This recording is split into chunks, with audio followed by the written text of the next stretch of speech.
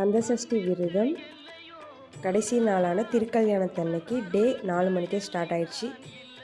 காலையிலே எழுந்திரிச்சு குளிச்சுட்டு வீட்டில் பூஜையெல்லாம் நல்லபடியாக பண்ணிவிட்டு பக்கத்தில் இருக்க சுவாமி மலைக்கு நானும் எங்கள் அம்மாவும் கிளம்பிட்டோம்.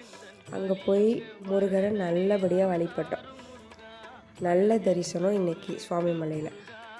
வீட்டுக்கு வந்து விருந்து சாப்பாடு சமைச்சு வடை பாயசம் எல்லாம் செஞ்சு வச்சு நல்லபடியாக முருகருக்கு படையல் போட்டு அதை நாங்களும்